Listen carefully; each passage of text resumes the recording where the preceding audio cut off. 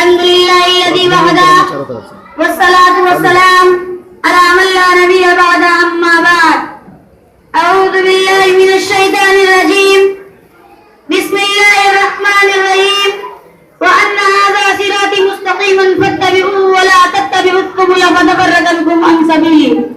محترم صدر انجمن، حکم صاحبان، ذی وقار اساتذہ سامعین اعظام اور عزیز ساتھیوں، میرا موضوع ہے بدعتوں کے ظاہر ہونے کے اسباب و موبقات.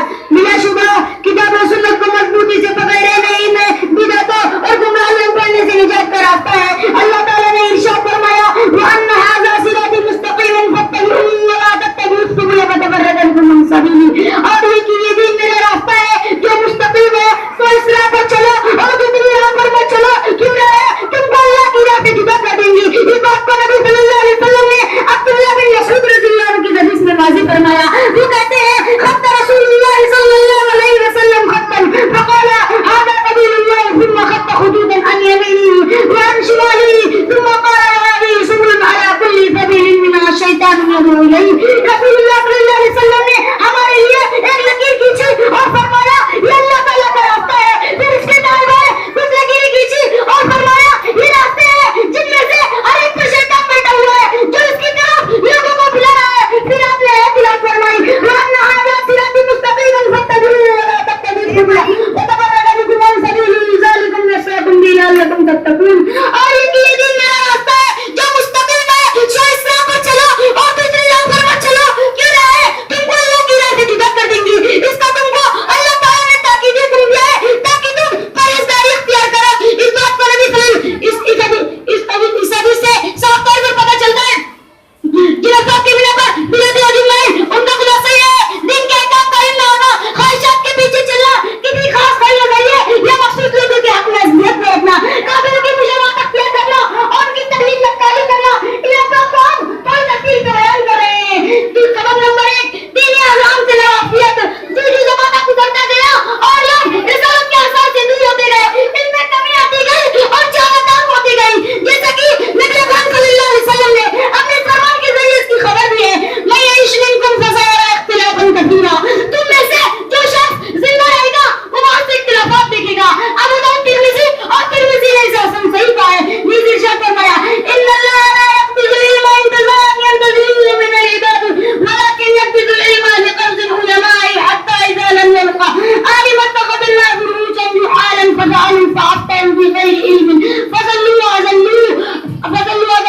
اللہ تعالیٰ ان کو اس طرح علم دے گا کہ بندوں سے یہ کاری چھین کر ختم کر دے، بلکہ علماء کو فوت کر کے اٹھائے گا. یہاں تک کہ جب کوئی علم زندہ نہیں چھوڑے گا تو لوگ جاہلوں کو اپنا سردار بنا لیں گے. پھر لوگ ان سے مسائل پوچھیں گے تو بھی غریب کے فتوا دیں گے. صحیح بخاری صحیح مسلم. اس سے معلوم ہوا کہ بدعتوں کا مقابلہ صرف علم و علماء کے ذریعے ممکن ہے. لہٰذا جب علم و علماء کا عادت ختم ہو جائے گا تو بدعتوں کو پھلنے پھولنے کا اچھا موقع فراہم ہوگا. سبب نمبر 2 خواہشات نفس کی پیروی کرنا.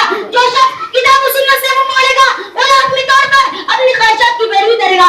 جیسا کہ اللہ تعالیٰ نے اس حقیقت کو بیان کرتے ہوئے ارشاد فرمایا فَإِن لَّمْ يَسْتَجِيبُوا لَكَ فَاعْلَمْ أَنَّمَا يَتَّبِعُونَ أَهْوَاءَهُمْ وَمَنْ أَضَلُّ مِمَّنِ اتَّبَعَ هَوَاهُ بِغَيْرِ هُدًى مِّنَ اللَّهِ. پھر اگر یہ تیری نہ مانے تو یقین کر لے کہ یہ صرف اپنی خواہش کے پیچھے پڑے ہوئے ہیں. اور اس سے بڑھ کر بیٹا ہوا کون ہے جو اپنی خواہش کے پیچھے پڑا ہوا ہو بغیر اللہ کے رہنمائی کے. اور ارشاد فرمایا أَفَرَأَيْتَ مَنِ اتَّخَذَ إِلَٰهَهُ هَوَاهُ وَأَضَلَّهُ اللَّهُ عَلَىٰ عِلْمٍ وَخَتَمَ عَلَىٰ سَمْعِهِ وَقَلْبِهِ وَجَعَلَ عَلَىٰ بَصَرِهِ غِشَاوَةً فَمَن يَهْدِيهِ مِن بَعْدِ اللَّهِ. کیا آپ نے اسے بھی دیکھا ہے جس نے اپنی خواہش نفس کو اپنا معبود بنا رکھا ہے اور باوجود سمجھ بوجھ کے اللہ نے اسے گمراہ کر دیا ہے اور اس کے کان اور دل پر مہر لگا دی ہے اور اس کی آنکھوں پر پردہ بھی ڈال دیا ہے. اگر ایسے شخص کو اللہ کے بعد کون ہدایت دے سکتا ہے؟ اور بدعتیں در حقیقت پیروی کی جانے والی خواہشات نفس کی پیداوار ہیں. سبب نمبر 3 مخصوص نظریات اور شخصیت کے لیے تعصب برتنا.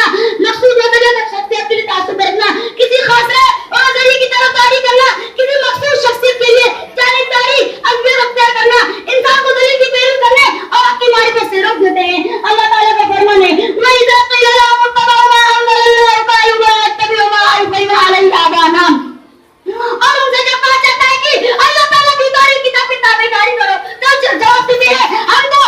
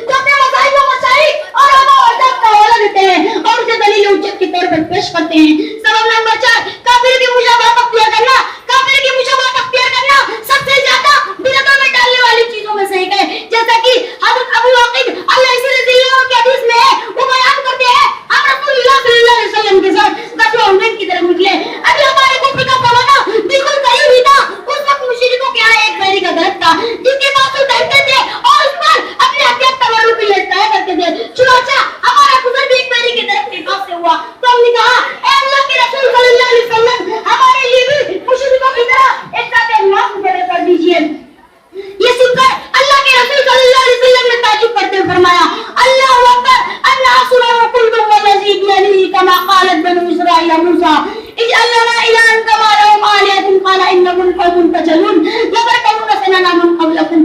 اللہ اکبر. یہی گمراہی کے راستے ہیں. اس ذات کی قسم جس کے ہاتھ میں میری جان ہے, تم لوگوں نے تو بالکل ویسے ہی کہا ہے جیسے کہ بنی اسرائیل نے موسیٰ علیہ السلام سے کہا تھا کہ ہمارے لیے ایک معبود مقرر کر دیجیے. آپ صلی اللہ علیہ وسلم نے فرمایا واقعی تم لوگوں میں بڑی جہالت ہے, تم اپنے سے پہلے لوگوں کی راہ پر ضرور چلو گے. اسے ترمذی نے روایت کر کے صحیح قرار دیا ہے. اس حدیث سے صاف طور پر پتہ چلتا ہے کہ کفار کی مشابہت وہ چیز ہے جس نے بعض صحابہ کو آپ صلی اللہ علیہ وسلم سے سوال کرنے پر آمادہ کیا کہ آپ ان کے لیے ایک معبود مقرر کر دیں جس سے وہ اللہ کو چھوڑ کر اللہ کو جس کی وہ عبادت کرے. اور کفار کی مشابہت وہ چیز ہے جس نے بعض صحابہ کو آپ صلی اللہ علیہ وسلم سے ہدایت کرنے پر آمادہ کیا تھی. آپ ان کے لیے ایک طرف مقرر کر دیں جس سے وہ اللہ کو چھوڑ کر تعارف حاصل کرے. آج حقیقت حال بالکل یہی ہے کیونکہ مسلمانوں کی اکثریت شرکیہ کاموں کی کرنے میں کافر کی تقلید اور نقالی کر رہی ہے, جیسے برتھ ڈے منانا, میلاد کی خوشیاں منانا, مخصوص کاموں کے لیے دن ہفتے منانا, اسٹیچو مجلس ماتم منعقد کرنا, جنازے کی بدعتیں اور قبروں پر تعمیر وغیرہ. محترم حضرات, یہ بدعتوں کے اخبار موجودات جنہیں ہم نے اختصار کے ساتھ آپ کے سامنے پیش کیا ہے. اللہ تعالیٰ ہر تمام مسلمانوں کو بدعت و خرافات سے بچانے کی توفیق عطا فرمائے. آمین. وآخر دعوانا الحمد للہ رب العالمین.